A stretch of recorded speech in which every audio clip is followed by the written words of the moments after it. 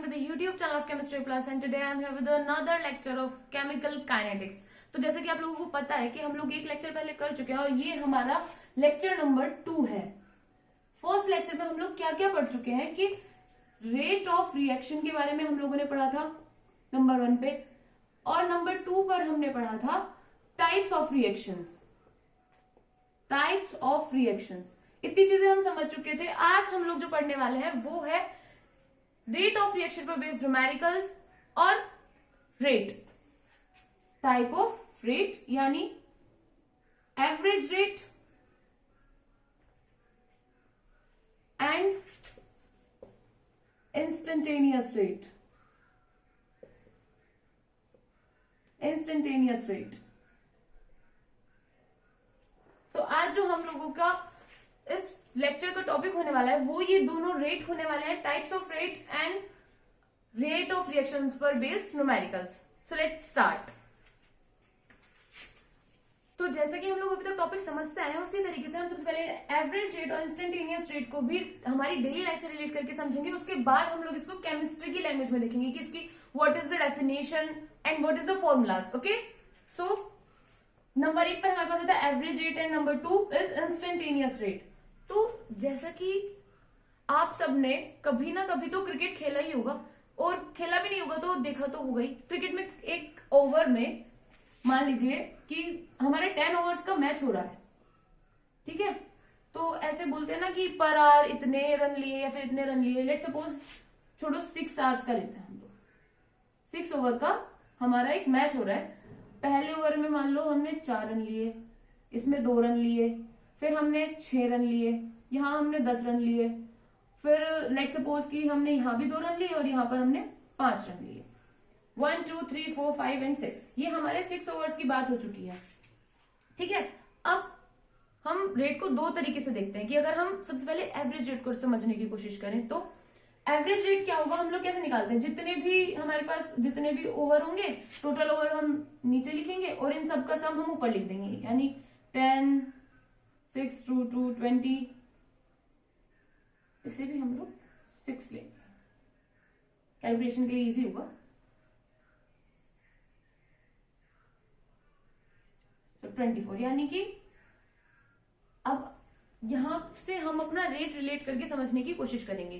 तो अगर हमसे कोई भी पूछेगा कि एवरेज रेट कितना था, जो पर ओवर हमारे जो एवरेज रन कितने थे, तो हम लोग बता देंगे इजीली कि 4। लेकिन अगर हम लोग देखें कि हमारे फर्स्ट ओवर में 4 रन हुए, सेकंड में 2 6 10 2 6, तो ये क्या है, यही है। अगर हमसे किसी ने पूछा कि ओवरऑल कितने रन मिले या फिर एवरेज क्या था रन का, तो हम लोग बताएंगे कि 4, यानी कि इन सबका जो है सम करके हम जितने भी टोटल होंगे उनसे डिवाइड कर देंगे। ये तो हुआ एवरेज की बात।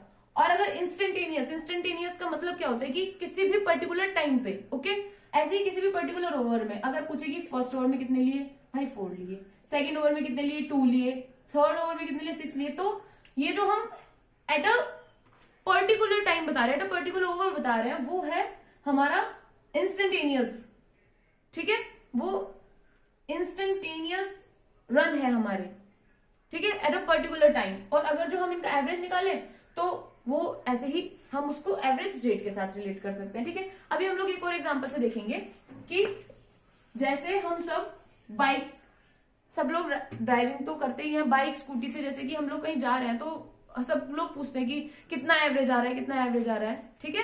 तो हम लोग बता देते हैं कि भाई हाँ 40 का एवरेज है, 20 का है, या फिर आप किस स्पीड से आए हो उससे पूछते हैं कि हाँ भाई लगभग हम इतनी स्पीड से आए। लेकिन जरूरी थोड़ी ना है कि आप अगर किसी रास्ते को कहीं 10 किलोमीटर या 5 किलोमीटर चल के आए हो तो आप पूरे रास्ते कांस्टेंट स्पीड से चल रहे होंगे, नहीं। रिएक्शन के साथ भी ऐसे होता है, वो हर जगह पे कांस्टेंट स्पीड के साथ नहीं चल रही होती है, हर टाइम पे उसकी एक अलग रेट रहा होता है, ठीक है। तो इसी को हम लोग एवरेज रेट और इंस्टेंटेनियस रेट के हिसाब से देखते हैं। एवरेज रेट यानी कि ओवरऑल रिएक्शन कितने रेट से चली है, और इंस्टेंटेनियस रेट यानी कि किसी भी पर्टिकुलर टाइम पे। सो मे बी आप लोग ये समझ चुके होंगे कि what is average rate and what is instantaneous rate. अब हम इसी को केमिस्ट्री की लैंग्वेज में देखेंगे कि केमिस्ट्री की लैंग्वेज में इनकी डेफिनेशंस क्या है, ओके। हाँ जी, तो अब हम हमारी डेफिनेशंस के हिसाब से देखेंगे कि हमारी डेफिनेशंस क्या बोलती है हमारे एवरेज रेट और इंस्टेंटेनियस रेट के बारे में। So according to the definition, the average rate of reaction is defined as the ratio of the change in concentration of reactants, यानी कि जो एवरेज रेट ऑफ रिएक्शन है वो कैसे डिफाइन किया जाता है, the ratio of change in concentration of reactants और प्रोडक्ट्स, यानी कि जो रिएक्टेंट्स है और जो प्रोडक्ट्स है उनकी जो कंसंट्रेशन में चेंज हो रहा है of a chemical reaction to the time interval, उनका रेशो टाइम इंटरवल के साथ, यानी कि जैसे मैंने बताया कि एवरेज रेट एक पर्टिकुलर टाइम इंटरवल में लिया हुआ रेट है कि पूरी रिएक्शन इतने टाइम में भाई कितने उससे प्रोसीड हुई है रेट से, ठीक है। वहीं अगर इंस्टेंटेनियस रेट की डेफिनेशन देखें, the rate of reaction may be expressed at a particular moment of time is known as instantaneous rate. यहां पे क्या बोला जा रहा है कि द रेट ऑफ रिएक्शन, यानी कि रिएक्शन का वो वाला रेट जो किसी भी पर्टिकुलर मोमेंट ऑफ टाइम पे डिफाइन किया जा रहा है, यानी कि आप लोगों ने ये याद रखना है पर्टिकुलर मोमेंट ऑफ टाइम, तो ये क्या होगा इंस्टेंटेनियस रेट, ठीक है। यानी इंस्टेंटेनियस रेट क्या है, जो किसी भी पर्टिकुलर मोमेंट पे डिफाइन किया जा रहा है, और एवरेज रेट क्या है, जो किसी भी पर्टिकुलर टाइम इंटरवल में आप लोगों का डिफाइन किया जा रहा है, ठीक है। आप लोगों को दो ही मेजर डिफरेंस रखने हैं, यानी कि एवरेज रेट कब डिफाइन किया जाएगा, जब कोई भी पर्टिकुलर टाइम इंटरवल होगा, ओके। और इंस्टेंटेनियस रेट यानी कि पर्टिकुलर मूवमेंट ऑफ टाइम, कि भाई इतने बज के इतने मिनट पे क्या रेट था, या फिर इतने मिनट और इतने सेकंड पे क्या रेट चल रहा था, तो वो हम देखेंगे इंस्टेंटेनियस टाइम में। लेकिन अगर कोई पूछे कि 5 मिनट में बताओ भाई कितना रेट था, तो 5 मिनट में हम ओवरऑल रेट कैलकुलेट करेंगे और उसे एवरेज रेट की कैटेगरी में रख देंगे, ठीक है। मे बी आप लोगों को इतना डिफाइन मतलब अंडरस्टूड हो चुका होगा अभी तक। तो अब हम लोग क्या देखेंगे, हमारे rate of reaction based numericals. हम लोग आज बहुत सारे अच्छे अच्छे न्यूमेरिकल्स करने वाले हैं, बहुत अच्छे न्यूमेरिकल्स सीखने वाले हैं, ठीक है। रेट ऑफ रिएक्शन, तो सबसे पहले मैं आप लोगों को रिवाइज करा दूं कि हम लोग ने पिछले लेक्चर में रेट ऑफ रिएक्शन को क्या समझा था। रेट ऑफ रिएक्शन का हमारे पास फॉर्मूला था कि हमने बताया था कि रेट ऑफ रिएक्शन क्या होता है, किसी भी रिएक्शन के होने की स्पीड को हम रेट ऑफ रिएक्शन बोलते हैं। और रेट ऑफ रिएक्शन को डिफाइन कैसे करते हैं, किसी भी रिएक्टेंट के कंसंट्रेशन के डिक्रीज होने की जो टेंडेंसी होती है उसे हम रेट ऑफ रिएक्शन बोलते हैं। और पर्टिकुलर टाइम इंटरवल के अंदर जो हमारा रिएक्टेंट्स है उसकी कंसंट्रेशन कितनी कम होती जाती है, या फिर हमारा जो प्रोडक्ट है उसकी कंसंट्रेशन कितनी इंक्रीज होती जाती है, उसे ही हम बोलते हैं रेट ऑफ द रिएक्शन, ठीक है। अब हम लोग इस पे बेस्ड न्यूमेरिकल्स करेंगे रेट ऑफ रिएक्शन पे। सबसे पहले इसका फॉर्मूला देख लेते हैं, हमने क्या लिखा था कि चेंज इन कंसंट्रेशन ऑफ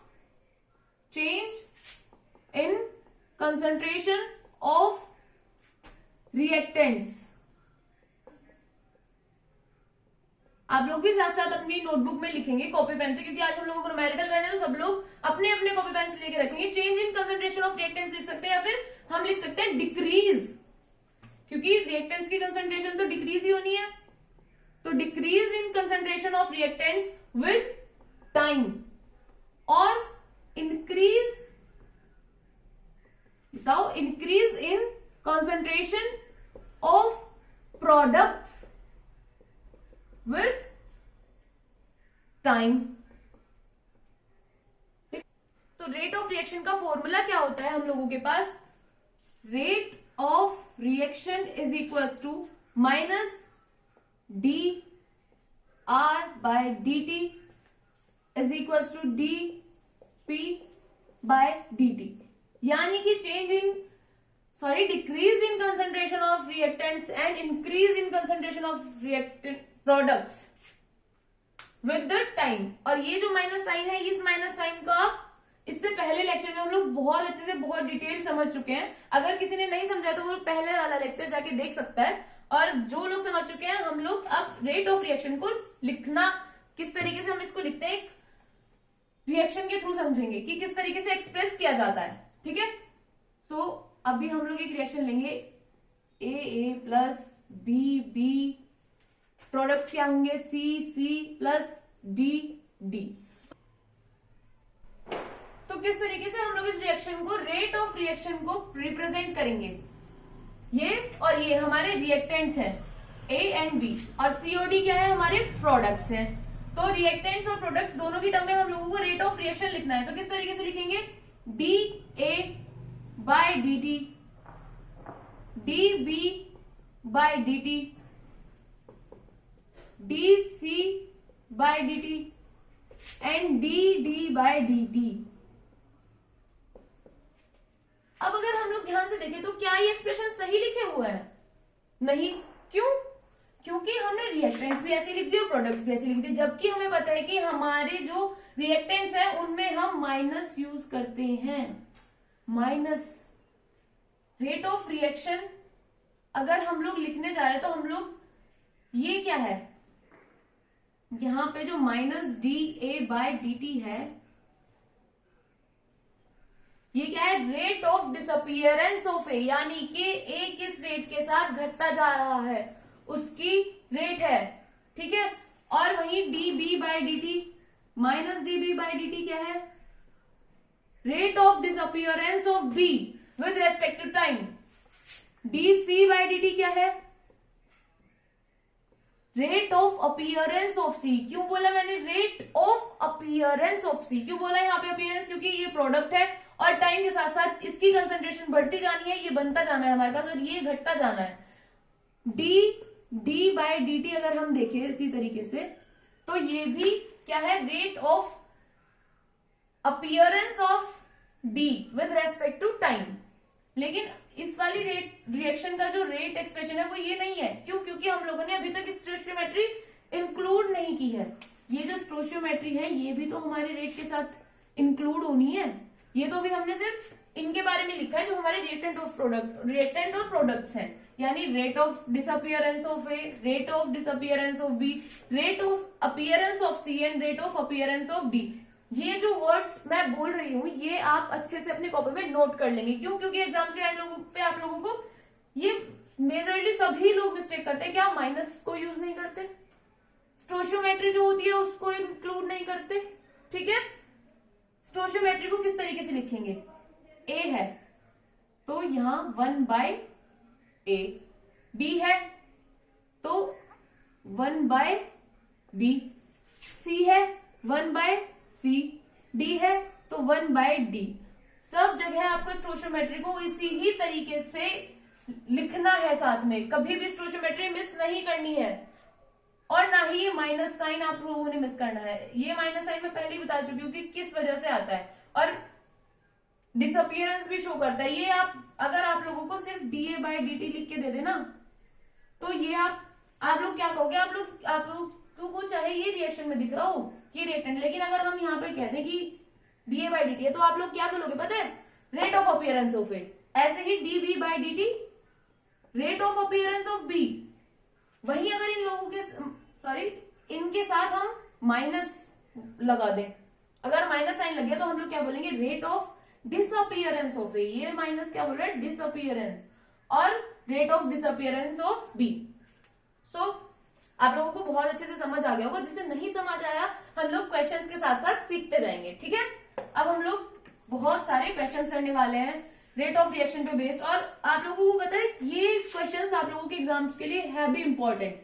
आप लोगों को एग्जाम में यहाँ से काफी सारे क्वेश्चंस मिलेंगे, चाहे आप कहीं ऑब्जेक्टिव एग्जाम हो, आपका सब्जेक्टिव एग्जाम हो, या फिर आपका कहीं कॉम्पिटेटिव लेवल पे एग्जाम हो, डजंट मैटर, आप लोगों को रेट ऑफ रिएक्शन के आसपास से क्वेश्चन मिलता ही मिलता है। लोगों के पास यहाँ पे 2 क्वेश्चन है, question number 1 and question number 2।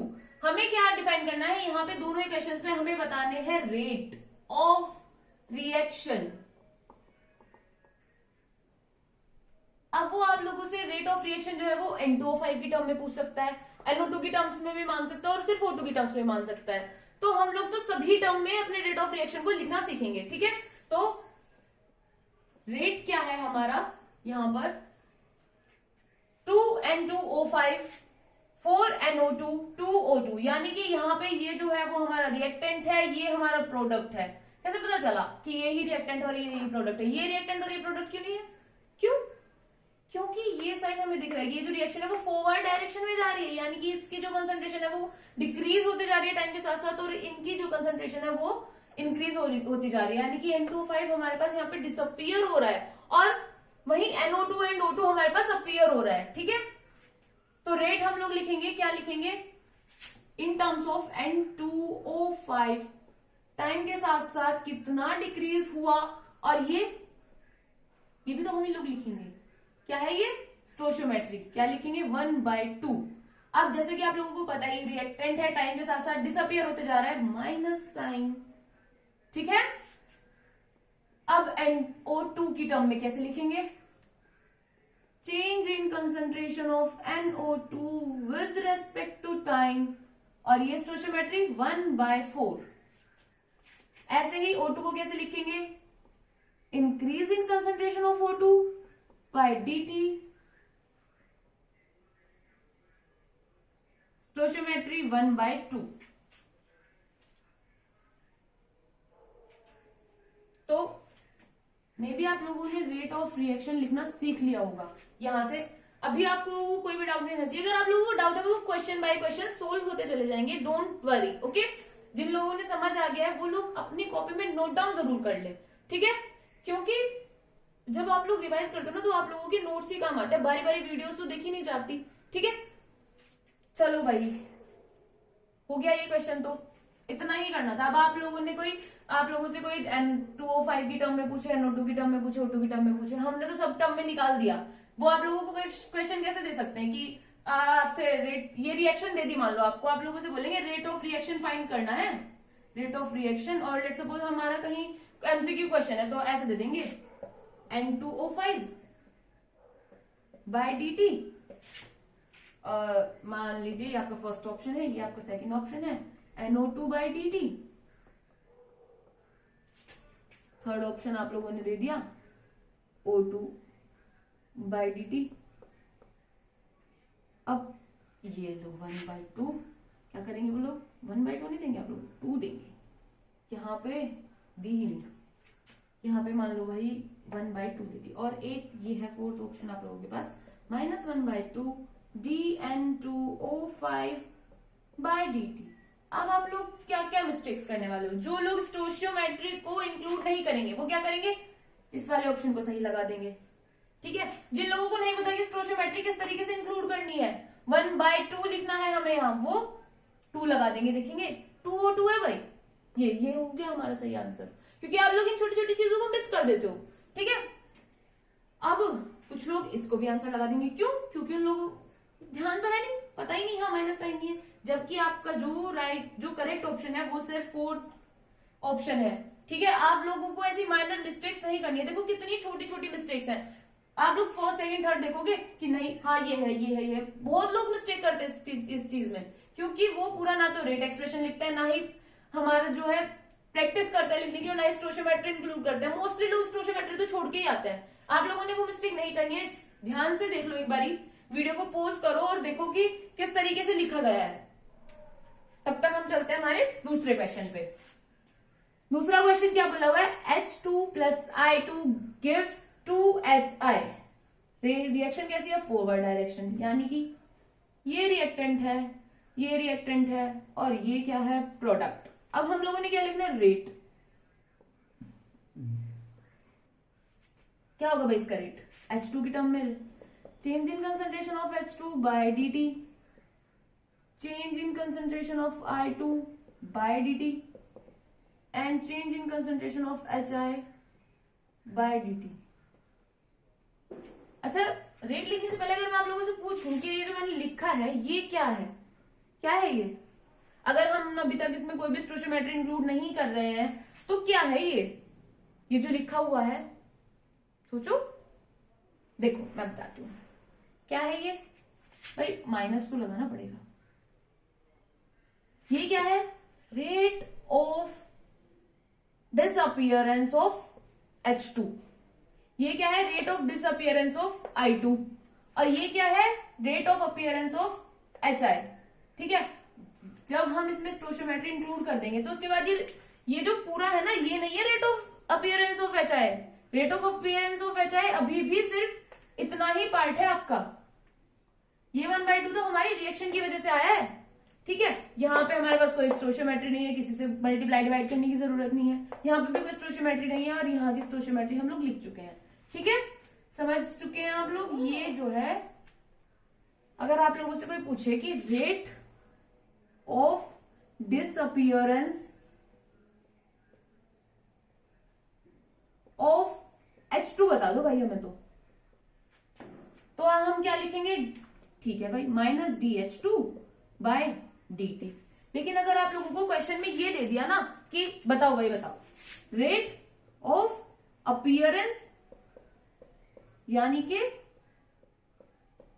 HI के बनने की रेट, क्या रेट है, rate of appearance of HI, तो आप लोग क्या लिखोगे, हाँ, rate of appearance of HI क्या है, 1/2 HI बाय dt। लेकिन ये rate of appearance of HI नहीं है, ये तो इस रिएक्शन की है। Rate of appearance of HI अभी भी इतनी ही है, DHI बाय dt, ये है rate of appearance of HI। वो तो रेट ऑफ रिएक्शन है, जब हमने ये लिख दिया 1/2, ये तो हमारी रेट ऑफ रिएक्शन हो गई। लेकिन अगर rate of appearance of HI पूछ रहा है तो हम लोग बोलेंगे DHI बाय dt। ये भी बहुत बार क्वेश्चन आता है और बहुत बार मिस्टेक्स होती है, लेकिन आप लोगों को ध्यान रखना है कि हमें देखना है कि वो रेट ऑफ रिएक्शन पूछ रहा है या फिर रेट ऑफ अपीयरेंस ऑफ किसी भी प्रोडक्ट या फिर किसी भी रिएक्टेंट की अपीयरेंस या डिसअपीयरेंस की रेट पूछ रहा है। ठीक है, आप लोग क्वेश्चंस को ध्यान से अटेम्प्ट करेंगे। अभी हम लोग इसके साथ साथ और भी क्वेश्चंस करने वाले हैं। ओके, हाँ जी, तो देखेंगे, here we have 3 more questions and their solutions. तो क्या लिखा हुआ है, 2NOBr2, हमें क्या दे रहा है, 2NOBr। तो यहाँ पे हम लोग रेट ऑफ रिएक्शन लिखने के लिए बोला गया है। यहाँ पे क्वेश्चन क्या दिया गया है हमें कि express the rate of the following reactions in the term of concentration of reactants and products. यानी कि ये जो हमें रिएक्शन दी हुई है, इसे इसका हमने रेट ऑफ रिएक्शन लिखना है, किसके टर्म में, rate of concentration of reactants and concentration of products की टर्म में हम लोगों ने इसका रेट एक्सप्रेस करना है। तो ये मैंने सोल्व करके से रखा है ताकि मैं आप लोगों को ना इसमें आप लोगों की मिस्टेक बता सकूं कि आप लोग क्या क्या मिस्टेक्स करने वाले हो। ठीक है, क्या, change in concentration of NO with time. अब यहाँ पे ये देखो, ये क्या है, स्टोशियोमेट्री 1/2। हमेशा याद रखो, स्टोशियोमेट्री आप लोगों ने क्या लिखनी है, 1/2। जितना भी दिया हुआ है उसे अपोन में करके लिख देना है 1 के। माइनस साइन क्यों लगा, क्योंकि हमारे पास रिएक्टेंट है। ऐसे ये भी रिएक्टेंट है, minus DBr2 bye dt। Reactant है, कोई भी स्टोशियोमेट्री नहीं है, तो इसलिए यहाँ पे किसी भी चीज की मल्टीप्लाई या डिवाइड करने की हम लोगों ने कोई भी नीड नहीं है। ये क्या है, 2NOBr। तो change in concentration of NOBr with the time. 1/2 क्यों लिखा, क्योंकि यहाँ पे 1/2 हमने इस 2 की वजह से लिखा। इस 2 को क्या कर देंगे, 1/2 और यहाँ पे लिख देंगे। ऐसे हम लोगों के पास ये रिएक्शन है, बहुत इजी रिएक्शन है, 2ICl plus H2 gives us I2 plus 2HCl। रेट क्या लिखेंगे, -1/2 DICl by dt, DH2 by dt, लेकिन माइनस के साथ। क्यों, क्योंकि हमारे पास ये रिएक्टेंट है, कभी भी आप लोगों ने माइनस प्लस मिस नहीं करना है। I2 DI2 बाय dt, यहाँ पे कोई भी हमारे पास स्टोशियोमेट्री नहीं है, तो हम लोग कुछ भी मल्टीप्लाई डिवाइड करने की कोई नीड नहीं है। और यहाँ पे क्या लिखेंगे, 1/2 DHCl बाय dt। ये यहां तक इसका सॉल्यूशन। ठीक है, अब हम लोग ये वाला क्वेश्चन देखेंगे। इस क्वेश्चन में आप लोगों ने एक स्पेशल बात बताऊंगी। चलो भाई, ये तो आप लोग समझ ही रहे होंगे, रेट ऑफ रिएक्शन हम लोगों ने नॉर्मल लिखा है। वो आप लोगों से वो क्वेश्चन किस तरीके से पूछ लेते हैं, रिएक्टेंट प्रोडक्ट के लिए रिएक्टेंट की टर्म में लिख दिया, प्रोडक्ट की टर्म में लिख दिया। वो लोग आप लोगों से डायरेक्ट नहीं बोलेंगे कि भाई हमें ना रेट ऑफ रिएक्शन बता दो। क्या बोलेंगे कि क्या बताओ हमें तो O3 और O2 में जो इन दोनों की कंसंट्रेशन है, यानी कि DO2 और DO3, हमें तो इन दोनों में रिलेशन बता दो भाई, हमें नहीं जरूरत है रेट ऑफ रिएक्शन की। तो आप लोग कैसे फाइंड आउट करोगे, आप लोगों ने पैनिक नहीं होना कि क्या पूछ लिया भाई हमसे। ठीक है, ये हम लोगों ने रेट एक्सप्रेशन लिखा, बिल्कुल शांति से हम लोग अपना रेट एक्सप्रेशन लिखेंगे। हम लोग क्या लिखेंगे, रेट इसके इक्वल है, रेट इसके इक्वल है, यानी कि ये दोनों भी आपस में इक्वल है। तो कैसे हम लोग इनमें रिलेशन फाइंड आउट कर सकते हैं, क्या है हमारे पास, -1/2 DO3 by dt is equal to 1/3 DO2 by dt। Cross multiplication सब लोगों को पता होगा, क्या होगी, DO3 बाय dt -3, क्योंकि ये इधर से मल्टीप्लाई होकर इधर आ जाएगा, और इधर क्या होगा 2DO2 बाय dt। तो ये आ गई हमारी रिलेशन। बताओ कुछ भी था इसमें? नहीं। क्या पूछा था आप लोगों से? दो कंसंट्रेशंस, जो दो हमारे पास सब्सटेंस थे, जो एक रिएक्टेंट एक प्रोडक्ट था, हम लोगों से उनकी जो कंसंट्रेशन में चेंज हो रहा था उनमें रिलेशन पूछा था, और हम लोगों ने निकाल दिया। लेकिन हमेशा साथ याद रखो कि आप लोगों ने कभी भी स्टोइचियोमेट्री नहीं भूलनी है, कभी भी साइन नहीं भूलना है। मैं आप लोगों से बार बार बोल रही हूँ, आप लोग ये मार्क कर लेना कि हम लोगों ने स्टोइचियोमेट्री नहीं भूलनी है, ना ही हम लोगों ने कभी भी स्टोइचियोमेट्री भूलनी है, ना ही कभी भी साइन भूलना है। ठीक है, देखो मैंने यहाँ भी डिफरेंट कलर से लिखा, साइन डिफरेंट कलर से लगाया है, यहाँ भी डिफरेंट कलर से लिखा, सिर्फ इसीलिए कि आप लोगों को रिमेम्बर रहे नोट्स बनाते हुए या फिर रिवीजन करते हुए। कुछ लोग है ना नोट्स नहीं बनाते, तो अपने नोट्स अपने होते हैं। आप लोगों ने अच्छे से लिखना है कि हम लोगों ने क्या मिस्टेक नहीं करनी है। आप लोग जैसे कि हम लोग आज रेट ऑफ रिएक्शन पर बेस्ड क्वेश्चंस करना सीख गए हैं, तो ये क्वेश्चन है जो हम लोग नेक्स्ट क्लास में करने वाले हैं, क्योंकि अभी तो हम लोग कई सारे क्वेश्चंस कर चुके हैं। ठीक है, हम लोग आते ही नेक्स्ट क्लास में ये वाला क्वेश्चन करेंगे। मैं आप लोगों को ये क्वेश्चन समझा दूं, अगर आप लोग कर पाए तो कर लेना, आप लोगों को हिंट दे दो। लेकिन नेक्स्ट लेक्चर में हम लोग सबसे पहले आते यही क्वेश्चन करेंगे। देखेंगे क्या बोल रहा है क्वेश्चन में।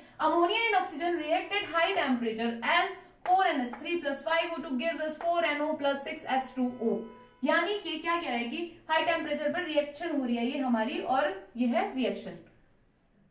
क्या दिया हुआ इसके बाद? Experimental rate of formation of NO। Rate of formation of NO है, क्या है ये? DNO/dt की वैल्यू है ये आप लोगों के पास। कितनी? 3.6 × 10⁻³ मोल पर लीटर सेकेंड। और आप लोगों से सिंपली क्या कैलकुलेट करना है? Rate of disappearance of NH3, rate of appearance of water, rate of reaction.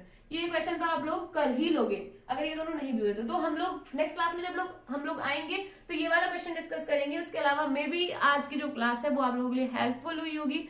आप लोगों को इस क्लास से कुछ ना कुछ नंबर कहीं ना कहीं जरूर मिल जाएंगे, और आप लोगों ने रेट ऑफ रिएक्शन के आज बहुत सारे न्यूमेरिकल्स करने सीख लिए हैं। आप लोगों के पास और जहां से भी आप लोगों को क्वेश्चन मिलते हैं आप अटेम्प्ट करने की कोशिश कीजिए। ठीक है, बाकी जो डाउट बचता है वो हम लोग नेक्स्ट क्लास में सॉल्व कर लेंगे। इसके अगली क्लास में आपको बता दूं कि हम लोग factors affecting the rate of reaction देखेंगे कि डिफरेंट फैक्टर्स का रेट ऑफ रिएक्शन पे क्या इफेक्ट पड़ता है, और हमारे रेट ऑफ रिएक्शन से रिलेटेड आज तो हम लोगों ने बहुत बेसिक लेवल के क्वेश्चंस किए हैं, थोड़े अपर लेवल के क्वेश्चंस करेंगे। Okay, good night, bye bye, take care.